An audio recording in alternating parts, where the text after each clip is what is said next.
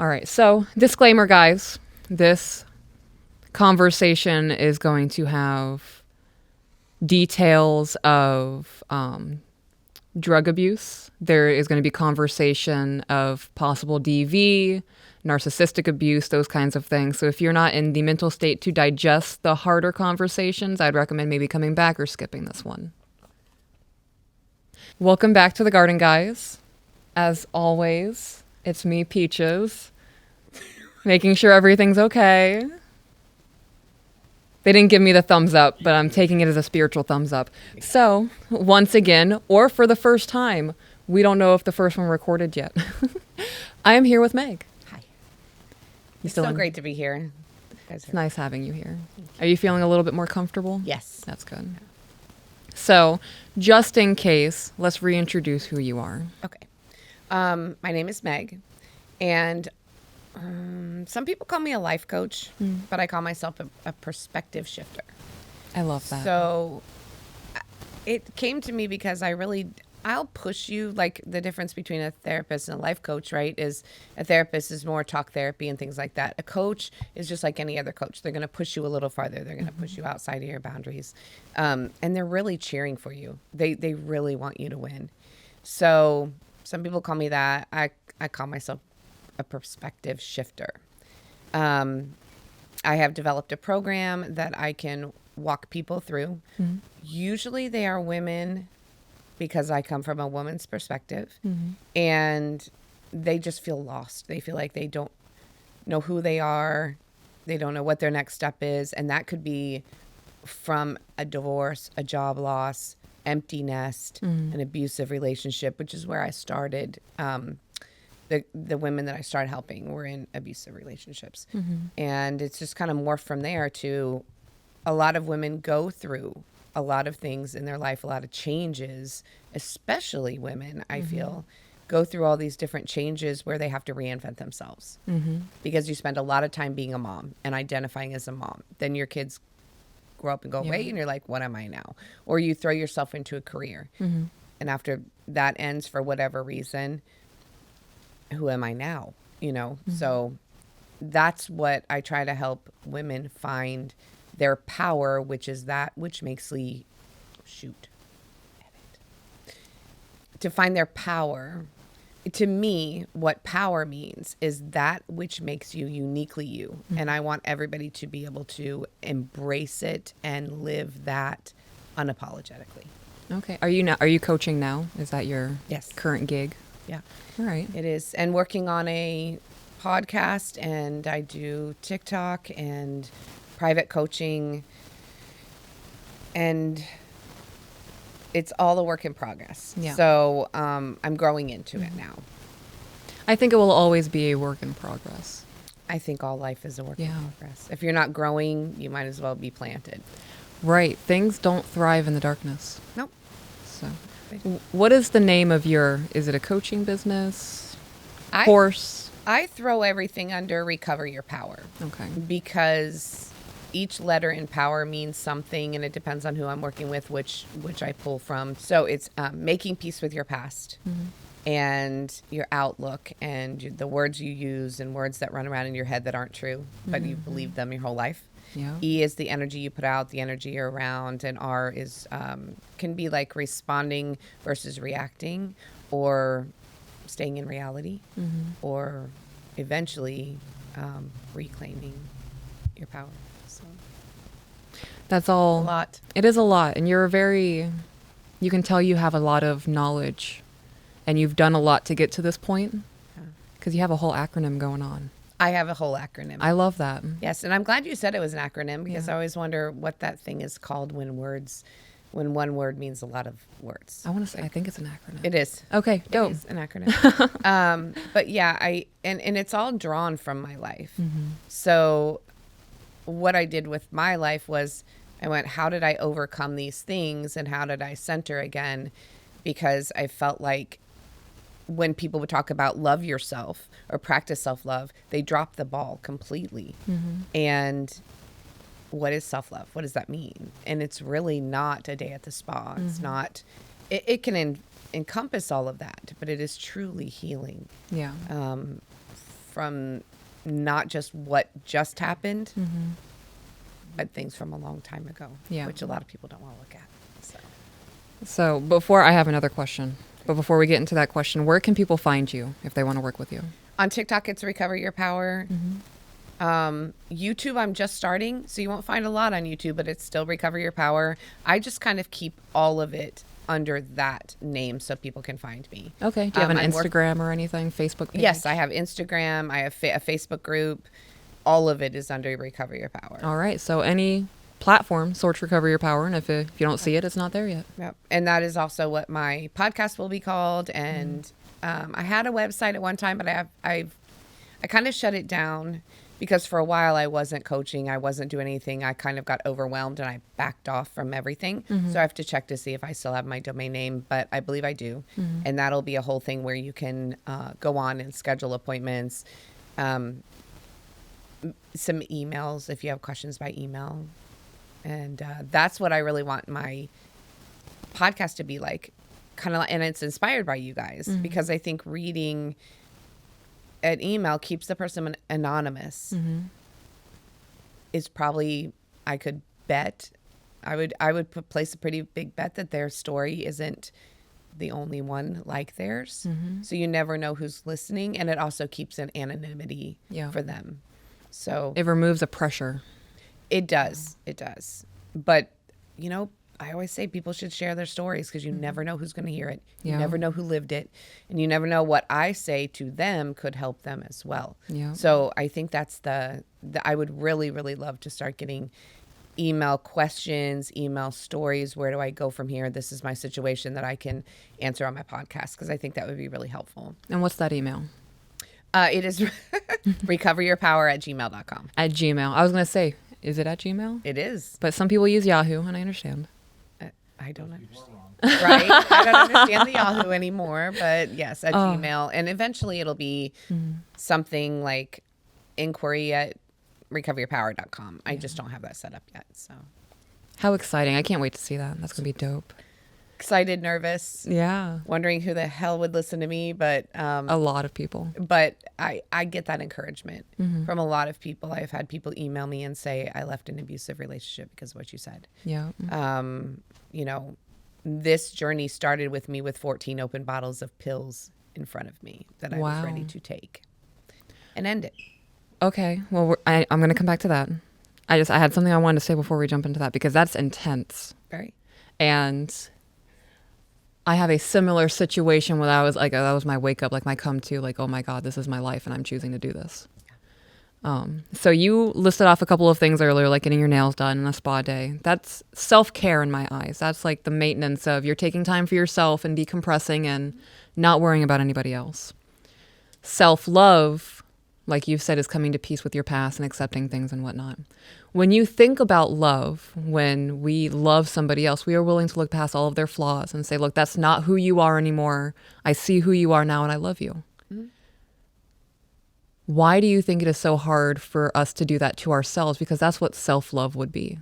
But so many people are just like, no, I am what I am. My past is my past. I can't move on from that. But willing to accept it in somebody else is a conundrum, I guess. It is. Being compassionate for ourselves, I think has always been looked at as selfish, as being selfish. It's also that every thought, every ugly thought you've had, every ugly deed you've done, you know yourself better than anyone else. So you can look at somebody else and you don't know they were just thinking a bad thought. You see the surface of them. Yeah. You know yourself extremely deeply. And you see every flaw, what you perceive to be as flaws, right? And you don't see that in other people.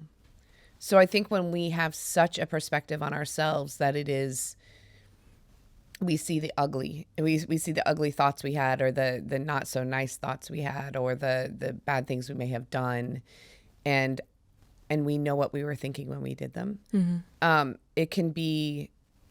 It's just so much uglier than you're going to see anybody else. Nobody's going to come to you as raw as you see yourself. And that's why I feel like that power is embracing that which makes you uniquely you, which is all those experiences, all those thoughts, and living it unapologetically. I can't say that. Oh, I think you nailed it. I did. Unapologetically. Unapologetic. No, I'm over here messing No, it I up. can't say it. Unapologetically. But you really have to embrace all the bad and the good and everything. And that's why we can look at other people and love them. I have made some very, very good friends recently, and I just embrace them for who they are now. I'm not judging them on their past. I didn't know them before. Right. That's why family can be so toxic, because family has seen everything you've gone through. And some people don't let go of the old stuff you did. Yeah. And don't release you from that. It's your job to release yourself from it. And we don't see that about people we just meet and think are amazing, because they've gone through growth and they are where they're at, and we love them where they stand. And for us, we know too much of our own history. That was a really good way to put that. Thanks. Very good explanation. So you mentioned that you were at a point where you had 14 open pill bottles in front of you. I did. I was medicated for anxiety, depression, chronic pain. So I had a lot of pretty good, prescription meds. And my kids had left home. They were all grown. I started being a mother when I was 18. Oh, young. Yeah. Yeah. And I didn't know what to do. I didn't know where my life was going. I just felt lost. I felt so lost. And I had 14 bottles of pills in front of me, and I was ready to take them because I didn't want to wake up anymore. I just didn't want to do one more day like that. And I thank God for my 3 kids, because if it comes through in the other podcast, I had said I lost my mom when I was 6, and I never wanted my kids to lose my mom. Eventually they will, but now they're all in their late 20s, early 30s, so they can handle that.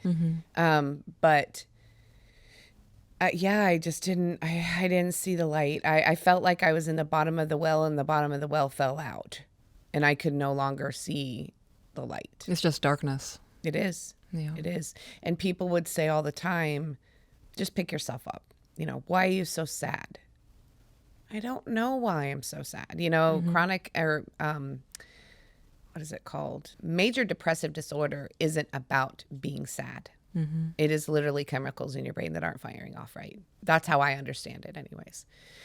So I don't know what made me do it, but I reached out to my brother, who I moved out when I was 3. Like, I didn't know him very well, but he lived in Florida, and I had been on a vacation in Florida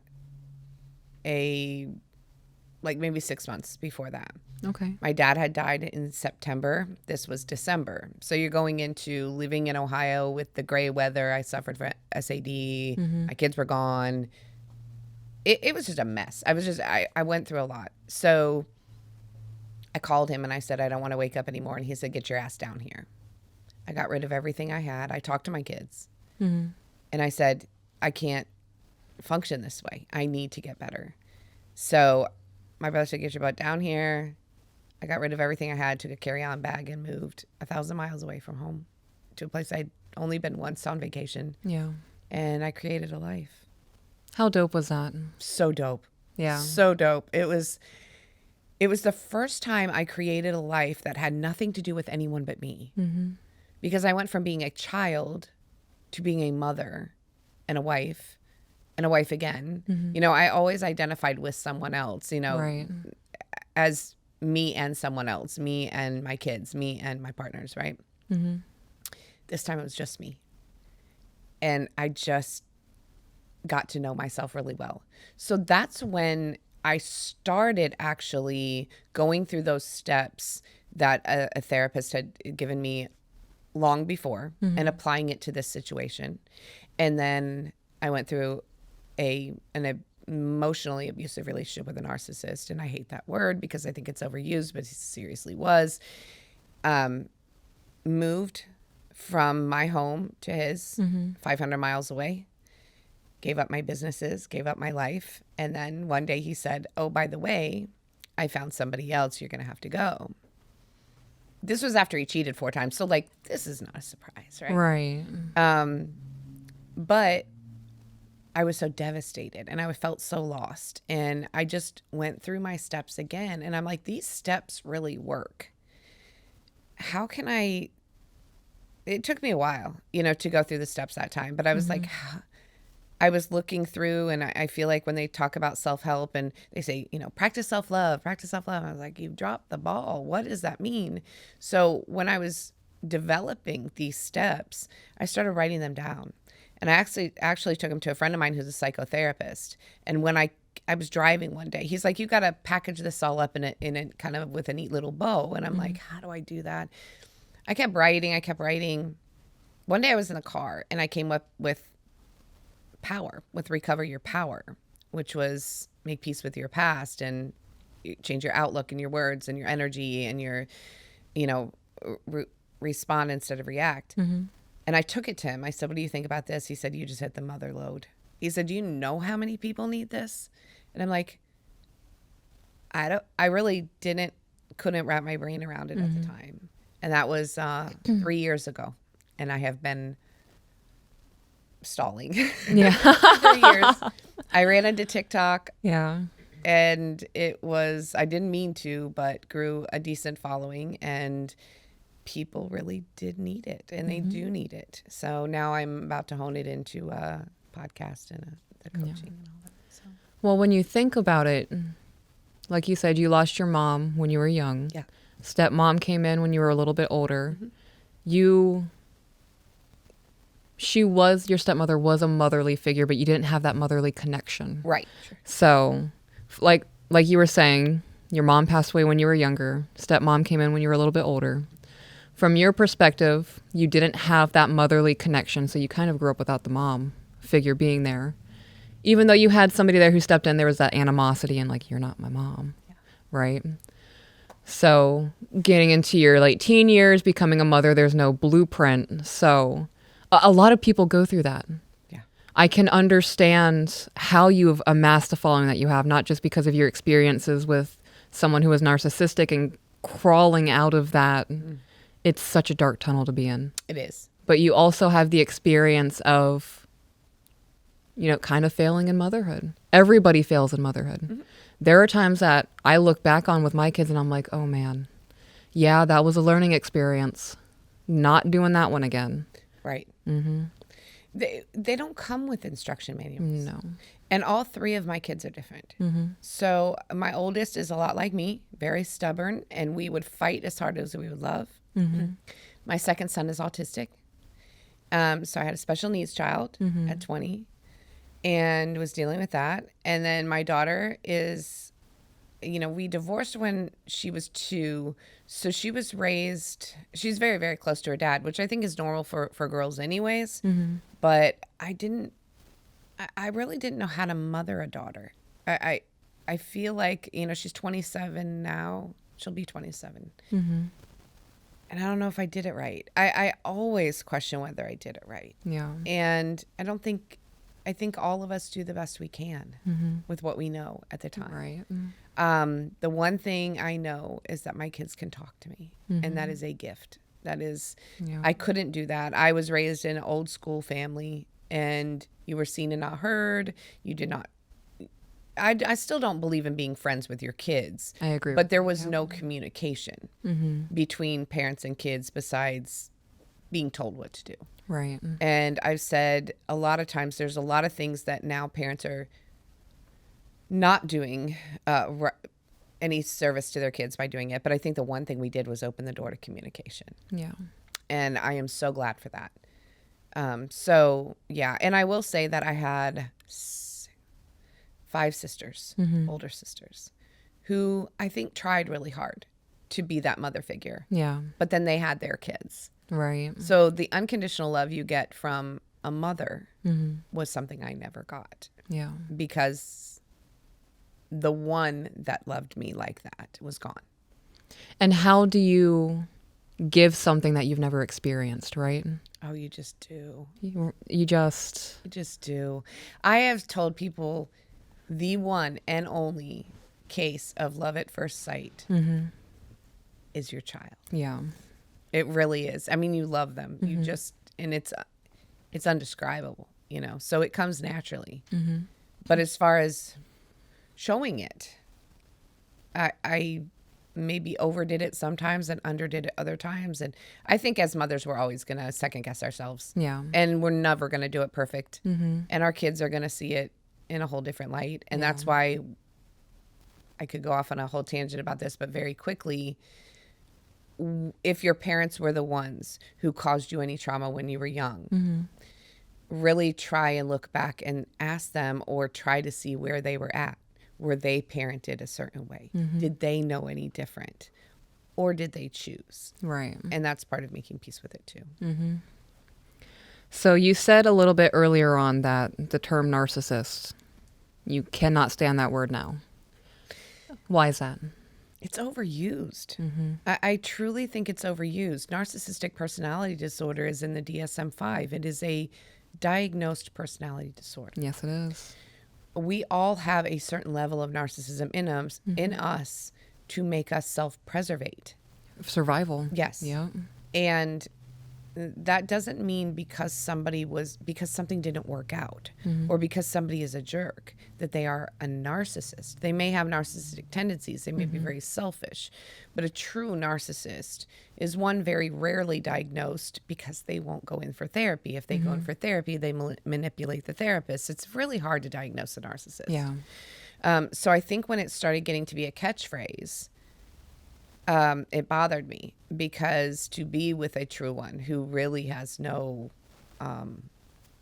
empathy for anyone else. And it's maddening to hear people who just had a bad experience call their person a narcissist. So it's a little overused in my book. Can you elaborate a little bit more on what it's like to be with a narcissist? Because on the podcast, we get a lot of people emailing in and going, sometimes he tells me that I'm too much and he doesn't care about my feelings and he's a narcissist. No, that's just a jerk. Yeah.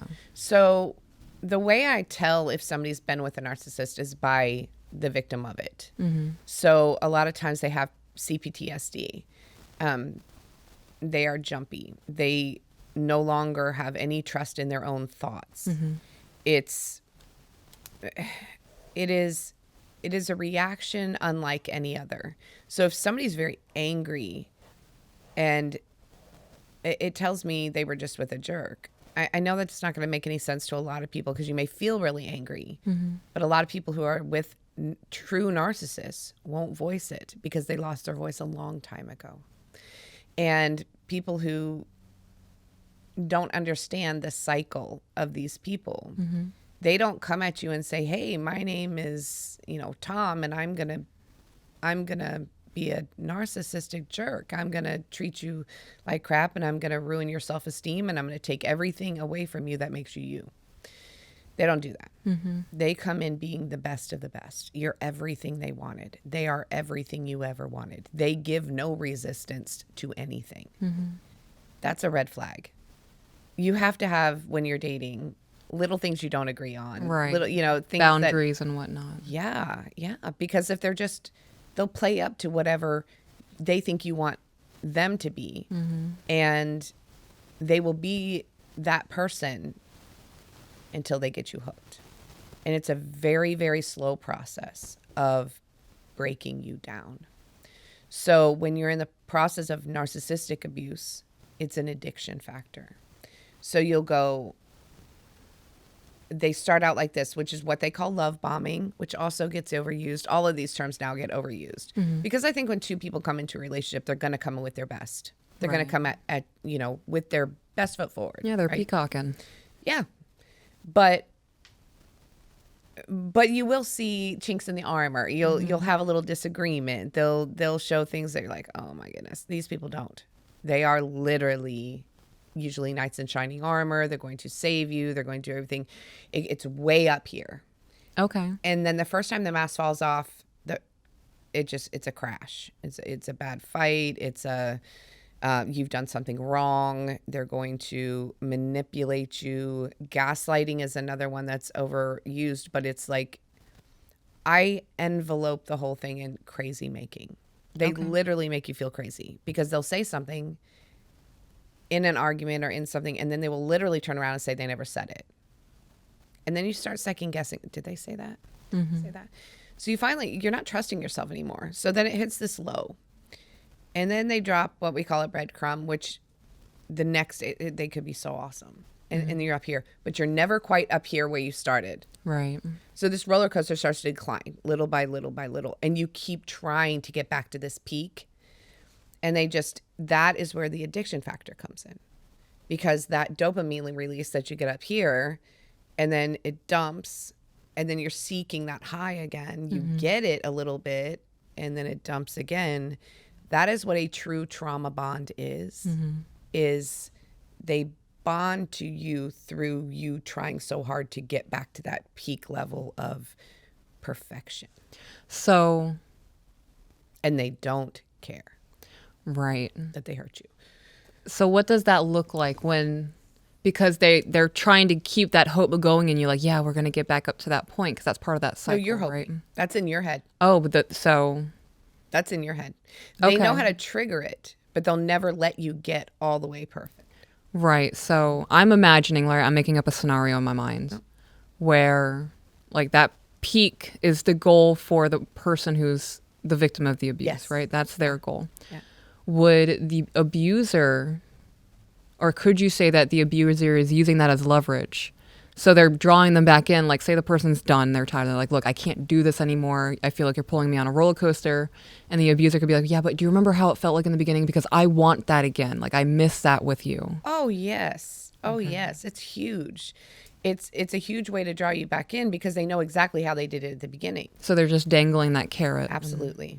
Absolutely. And they will find out a lot about you. They will find out your triggers. They will find out your traumas. They will find out all of that stuff, which is in my healing process. Once you figure that out, nobody's going to be able to use it against you again. Yeah. So that goes full circle with that. But when they do that, it's always this striving on your part to get back to that thing. And they know exactly how to give it to you. They'll give you a good day. They'll give you a good moment, but then they knock you right back down. And it doesn't have to be, it's usually, I wouldn't say it's usually not physical, but like mine did not get physical. It's just mental. It is completely a mental disassembling of everything and people say, oh, they pick on the weak. They don't, because women, they like really strong women. But they'll say something they can conquer. Yeah. Yeah.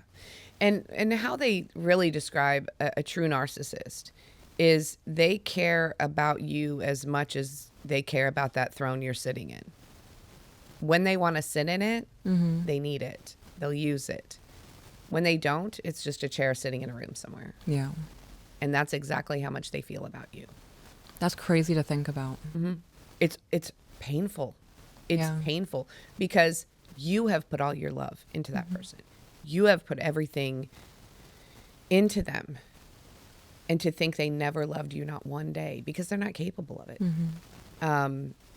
And that they can walk away so easily. And you are so damaged and they just go on to their next life. And there's always a next life. Because they've already got it in the works before they ever leave. Yep. They cannot be alone because they have to have narcissistic supply. There's so much with that. Like a lot of times when people come to me and they're like, I was with a narcissist. I'll talk to them for a little while. I can tell darn well they weren't. I'm like, nah, he was just a jerk. But a lot of their pain will come from old stuff. The reason a narcissistic gets to you is because you're an empath. You become an empath from old stuff. So that's why my big thing is going all the way back to where did it start? Yeah. In the other episode that hopefully can be saved, you mentioned that being in that relationship with a narcissistic abuser was totally different than any other relationship that you've been in. Oh, yeah. Why was that? When I was in it, there couldn't have been a more perfect scenario for me he was everything I wanted. I loved him so incredibly. Like I didn't see so many things that were going on. And when I did see them, he could so easily talk me out of it. Okay, I'm going to interrupt you real quick. What kind of situation were you in when he swooped in? Like, where were you at in life? What was your mental state? Oh, I was living in Florida. Mm-hmm. I had started a couple businesses, loving my life. Okay. And I actually wasn't desperate for anything. I was very happy in my life. Okay, so this wasn't a case of you were really struggling and you had poor mental image, and this was somebody who came in and kind of validated you a little bit. You were actually really good in your life and you were happy. And Yeah. okay, That's so why I say they don't aim for, some will, but most don't. Nobody's immune to this. right. You know, Mm-hmm. people will say, oh, you were weak, or you were that, or they were the knight in shining armor. I didn't need one. I was loving my life. But I was also willing to give everything I had built up for him, to be with him, because he painted such a perfect picture. So when he first entered in, what was that like? What was the persona that he put on? I can still see it. Like, I was with a friend that I used to date, I guess you could say. And he said, do you want to go over to Orlando for a business meeting with me and just spend a couple days in Orlando? I was like, sure, I'm not doing anything, I'll go. So we went, and this guy walked in for the meeting. And as soon as he walked in the door, I said, I will marry him. Wow. I don't know what it was. I honestly don't. Very confident, very charismatic. I just saw in him everything I would want in a man. Mm-hmm. And that was it. That was, I couldn't let go. I have never in my life approached a man. Yeah.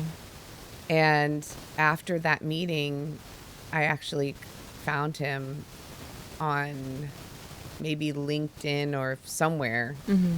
and got in touch with him. Okay. Do you remember what you were saying before I interrupted you? Okay. No, but I think I finished it. Maybe. I think I finished it. Okay. Oh, you have something. Well, with that point, people think that they go after weak women. I was fine in my life. Yeah. I was really fine in my life. I was ready to meet somebody, but I wasn't desperate by any means. I had been dating and doing things like that, but why he affected me that way, I do not know. Okay. So I guess what I'm doing right now is like probing questions to show that it really does not start out as thunderstorms. And it, like you said, it's a very slow process to break down and wear out somebody. So slow. So the questions that I'm asking are kind of going to be like a timeline of things for you Sure. on how they played out. So maybe a woman who's in this kind of situation be like, oh my gosh, that's what I'm experiencing now. Yep. So you meet him. You immediately like, yes, he is the one. Oh, yeah. You approached him. You found him on things. Clearly all got together. Yeah. What was the courting and dating phase like for you? We were long distance. Okay. So we would see, either he would fly here or he would fly me to him, and we would spend a weekend and just hang out and have fun. And it was amazing, and lots of all the things that you do that are fun when you're dating. And it was amazing. And then I started going up to him more often, staying a little longer. All of that was, I'm trying to think of, all of that was really good. We would be on phone calls or FaceTime all the time. We would sleep on the phone together. We never were apart for a year. We did that for a year. Oh, wow. So during this year where you guys were FaceTiming and falling asleep on the phone and visiting each other, how many disruptions or arguments would you say that you had, or disagreements? None. Really, in a year? Yeah, and I'll tell you why. Because none that I remember, and I can't say I've blocked a lot of it because I remember it pretty well. But for one thing, you have a degree of separation. Right. So with that, you don't tend to go through the daily struggles of everything, of the little stuff. I remember, but see, in hindsight, I do remember that there were a couple of times where I would say, you didn't call me last night. And he'd be like, oh, I fell asleep early. And I was like, okay, knowing he didn't do that. Like, it's somewhere, it didn't sit quite right with me. Things didn't line up. Yeah, but not till after, and I never fought him on it. Yeah. I didn't see that till hindsight. Okay. So everything was great. And then another thing I wanted to ask you. So during that year of long distance, did you ever have the inkling that he might have been like cheating on you or talking to women behind your back? No, we were on the phone all the time. The only other thing he did was work. Gotcha. And like our routine was we'd wake up at 5:30 in the morning and go to the gym together on FaceTime. We'd work out, and he got me going to the gym, which was fun. And I never did that before, so that was cool. And then he would go to work, and we would text throughout today, and then we would talk in the evening, and then we would FaceTime and fall asleep and sleep on FaceTime all night. I could hear he snores, so I could hear him all night, and it was soothing to me because it was like having him there. It's like comfort. Yeah. So it really was like, in the moment of experiencing it, it was like the ideal. Okay. Oh yeah, he was so perfect. And when he would come into town or I would go there, we would have so much fun and great dinners and great outings. And he took me to clubs where we would go dancing, and I didn't remember doing any of that. I was 18 when I had my kids, so like Right. it was kind of that part of life that I didn't get to experience. And he was very protective, and he was just everything. He was everything that I had wanted in someone. Yeah. So I'm getting ready to ask a question that kind of moves us along on things. But you're reminiscing on the good parts of the relationship, right? That is part of that healing of the past or accepting of the past, the peace. There are people who will purposely not go to those parts of their mind because the good times were too painful because that's what they wanted. How has, like, because now you're freely talking about the things that were good and it's not making you super emotional. I mean, I don't know what you're experiencing on the inside, but you're not crying or anything. No. So how hard was it for you, or was it difficult at all for you to be able to get to that point to where you can look on the good parts and it doesn't faze you? Oh, I was angry. Yeah. For a long time. Because I used to look back on it and go, that was so much shit. And it was. It was all bullshit. It was lies. It was a mask. But I take it as a gift of I experienced some things that I hadn't experienced before. Yeah. So what I take from it now is what I would really want to find in someone who would genuinely be those things, Right. who would do fun things with me, who would be a protective person, who would make me laugh, who would, that's what I draw as the gift of what he taught me was that's what somebody I truly want who is genuinely that way to be. That's a good way to look at that and take things from it and grow from it. Because I can understand how you would be angry about it. So angry. Right. Well, I didn't know what to believe. I mean, going into deal with anyone else that would tell you anything, you're doubting them Yeah. at that point because it seemed so genuine. It seemed so real. Yeah. And in that euphoria of finding that perfect person, you overlook a lot of things. Yeah. So when did the rose-colored glasses start to come off for you?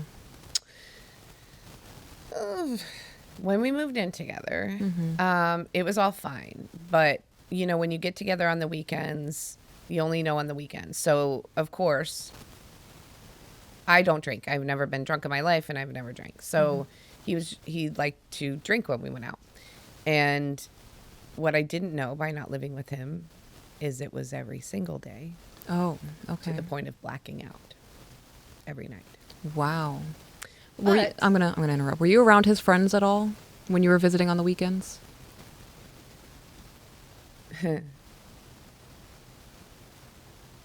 It's funny because there weren't any friends. Okay, because I was just Big red thinking, flag. like, Another big red flag. yeah, I would imagine that someone would pull you aside and be like, "Hey, just so you know, No. this is what he's doing." But see, they don't develop genuine friendships. Their friendships are as needed. Okay, to fulfill a And purpose. I will say that people that I was around that knew him, when I was introduced to his family, somebody said, oh, when he's with somebody, he's 100% with them. Okay. But that is the persona they put off to people. They can't let anybody get too close, or the people who get too close see what they really are. Right. I found that out from a friend that he worked with when he said, we were at one of his work, what do you call it? Like a a conference. My mind went to Hootenanny. No, A hoedown. Well, it was kind of a hootenanny. It was, we were at a work conference, and this guy that knew him said, and he actually told on himself because he said, "Oh," he always called him the Colonel. He said, "The Colonel says I should marry you." He said, "You need to marry that girl. She's a good girl, and I know how you are." Now, what is that supposed to mean? Well, that's what I thought. Right. Like, Right. why would the Colonel tell you? I know how you are. And I'm Yeah. like, what do you mean he knows how you are?